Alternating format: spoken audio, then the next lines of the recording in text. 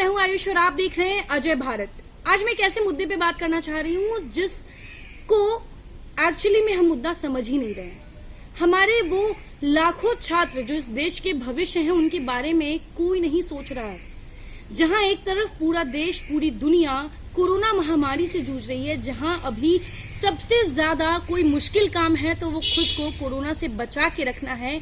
ऐसे समय में उन लाखों छात्र के बारे में कोई नहीं सोच पा रहा। जी हाँ, मैं बात कर रही हूँ उन बच्चों की जो कि आईआईटी मेंस और नीट मेडिकल की तैयारी कर रहे हैं। ऐसे बच्चे जो कि हर साल लाखों की संख्या में आईआईटी का पेपर देते हैं।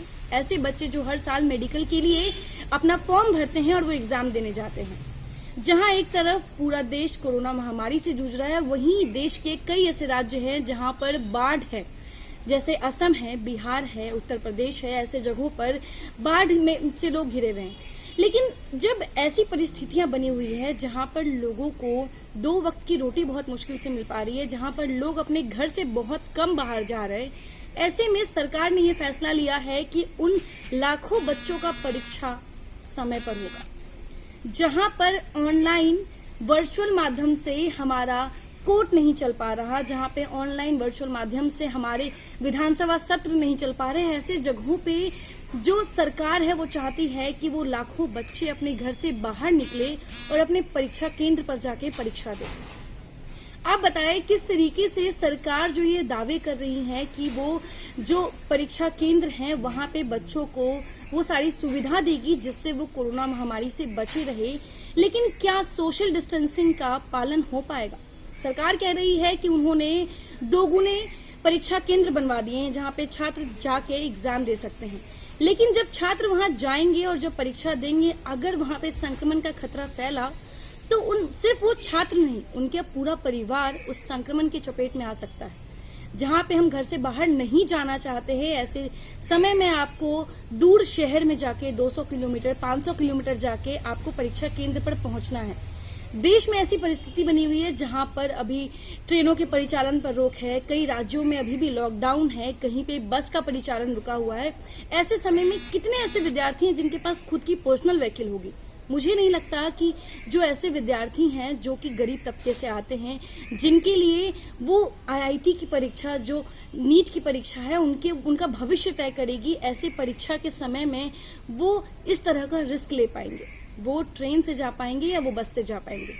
ऐसी परिस्थिति में सुप्रीम कोर्ट ने कहा है कि सरकार जो चाहती है, जो शिक्षा विभाग चाहती है, जिस तारीख पे वो एग्जाम दिलवाना चाहती है वो करवा सकती है। और वहीं दूसरी ओर जो हमारे एजुकेशन मिनिस्टर हैं रमेश पोखरियाल, वो भी ये चाहते हैं कि जो परीक्षा है वो निर्धारित समय पर ही। लेकिन ऐसे में बच्चों की परेशानी कौन जाने? ऐसे में वो 25 लाख बच्चों का जो भविष्य खतरे में है, इनके बारे में कौन सोच रहा है? वहीं बीजेपी के राज्यसभा मेंबर सुब्रमण्यम स्वामी ने भी खुद प्रधानमंत्री को पत्र लिखा है। वो आए दिन ट्वीट कर रहे हैं, इसकी आवाज बन रहे हैं, कई लाख छात्रों की आवाज बन रहे हैं। वहीं दूसरी ओर कई चिराग पासवान हैं, लोजपा अध्यक्ष, उन्होंने भी इसकी आवाज उठाई। उन्होंने भी जो हमारे एजुकेशन मिनिस्टर हैं उनको पत्र लिखा है कि वो बच्चों के भविष्य के बारे में सोचे और परीक्षा की तिथि थोड़ा और आगे बढ़ा दे। जब तक इस देश में कोरोना महामारी पर देश काबू नहीं पा लेता है, तब तक बच्चों का भविष्य खतरे में ना डाले। चलिए अब मैं आपको बताती हूँ कि आखिर आईआईटी मेंस और नीट की परीक्षा इतनी जरूरी क्यों है। चलिए आपको बताते हैं कि क्या है नीट। नीट है मेडिकल एंट्रेंस के लिए। पहले चलता था all India pre medical test यानी कि AIPMT। इसके अलावा राज्य अपने अपने मेडिकल कॉलेजों के लिए अलग से प्री मेडिकल टेस्ट लेते थे। इन सब की जगह लेने के लिए शुरू किया गया था national eligibility cum entrance test. इससे देश भर के मेडिकल कॉलेजों के अंडर ग्रेजुएट कोर्स में दाखिला मिलता है। माने ये डॉक्टरी की पढ़ाई की पहली सीढ़ी है। पहले से केंद्रीय माध्यमिक शिक्षा बोर्ड CBSE करवाता था, लेकिन नेशनल मेडिकल कमीशन एक्ट 2019 के आने के बाद राष्ट्रीय परीक्षा एजेंसी माने यानी कि NTA को दे दिया गया। NTA इसमें ऑल इंडिया रैंक निकालता है और इस आधार पर ही सीट मिलती है। अमूमन ये परीक्षा मई में होती है और जून तक नतीजा आ जाता है। नीट 2020 के लिए 12 दिसंबर 2019 से लेकर 31 दिसंबर 2019 तक ऑनलाइन आवेदन लिए गए। एडमिट कार्ड आने थे 27 मार्च 2020 से और परीक्षा होनी थी 3 मई 2020 को। चलिए अब आप जेई का मतलब भी समझ लीजिए। जेई यानी कि joint entrance examination engineering entrance के लिए होती है। माने 12वीं के बाद जो बच्चे बीटेक करना चाहते हैं वो ये परीक्षा देते हैं। आईआईटी, एनआईटी, ट्रिपल आईटी और दूसरे इंजीनियरिंग कॉलेज इसी परीक्षा से दाखिला लेते हैं। इस परीक्षा के 2 चरण होते हैं, मेंस और एडवांस। ये परीक्षा भी एक वक्त सीबीएसई कराती थी, लेकिन 2019 से इसका काम एनटीए देख रही है। इस साल जेई मेंस के फॉर्म 7 फरवरी से 6 मार्च 2020 तक लिए गए। 5, 7, 9 और 11 अप्रैल को परीक्षा होनी थी। 30 अप्रैल को नतीजा आता। मेंस के नतीजों के आधार पर 2.25 से 2.5 लाख बच्चे जेई एडवांस के लिए क्वालिफाई करते। इस परीक्षा को पास करने के बाद आप आईआईटी में दाखिला पा सकते हैं। जेई एडवांस्ड का काम भी आईआईटी ही देखती है। मेंस के क्वालिफाई किए बच्चे जेई एडवांस की परीक्षा देते हैं। इस साल एडवांस की परीक्षा होनी थी 17 मई 2020 को, लेकिन लॉकडाउन की वजह से परीक्षा टाली गई। मार्च 2020 के आखिरी हफ्ते में कोरोना संक्रमण के बढ़ते हुए मामलों को देखते हुए मोदी सरकार ने लॉकडाउन लगा दिया, जिसकी मियाद बार बार बढ़ाई गई। इसलिए इन परीक्षाओं को आगे बढ़ना तय था। ऐसा हुआ भी। नीट की तारीख तो 2 बार आगे बढ़ाई गई। पूरे देश में परीक्षा ले या ना ले इसकी बहस चल रही थी, लेकिन 3 जुलाई 2020 को एनटीए ने एक नोटिस निकालकर कह दिया कि वो 1 से 6 सितंबर के बीच में जेई मेंस की परीक्षा करवाएंगे।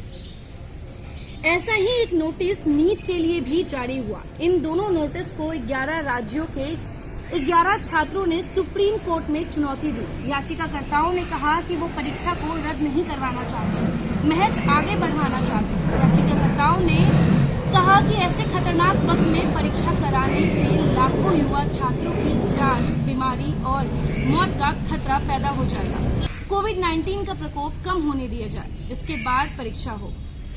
तो देखा जाए 11 राज्यों के 11 छात्रों ने सुप्रीम कोर्ट में अपनी याचिका दाखिल की थी। उनका ये कहना था कि हम तारीख आगे बढ़ाने की मांग कर रहे हैं, हम परीक्षा रद्द करने की मांग नहीं कर रहे। लेकिन वहीं सुप्रीम कोर्ट ने उनकी याचिकाओं को खारिज करते हुए कहा कि शिक्षा विभाग जो तारीख तय की है उसी तारीख पर परीक्षा लेंगे, जिसके बाद से अब उन बच्चों का भविष्य कहीं न कहीं खतरे में है, क्योंकि जो एजुकेशन डिपार्टमेंट है वो ये कह रही है कि वो जो तारीख तय की गई है उसी तारीख पर उन 25 लाख बच्चों का भविष्य तय किया जाएगा। अब मैं आपसे पूछती हूँ कि क्या उन बच्चों का क्या होगा जो बच्चे अभी बाढ़ में फंसे हुए हैं? उन बच्चों का क्या होगा जिन बच्चों के इलाकों में अभी भी कोरोना का संक्रमण फैला हुआ है? जो बच्चे अभी भी कंटेनमेंट जोन में हैं, जिन बच्चों के घर में अभी भी कोरोना संक्रमित मरीज हैं, ऐसे बच्चों का वो 1 साल बर्बाद हो जाएगा। कई बच्चे ऐसे भी होंगे जिनका वो आखिरी अटेम्प्ट होगा, जिनका भविष्य उस एग्जाम पे है। और वो बच्चों के बारे में सरकार ने तो अपना फैसला ले लिया है, लेकिन अब आपकी बारी है, हमारी बारी है उनकी आवाज बनने की।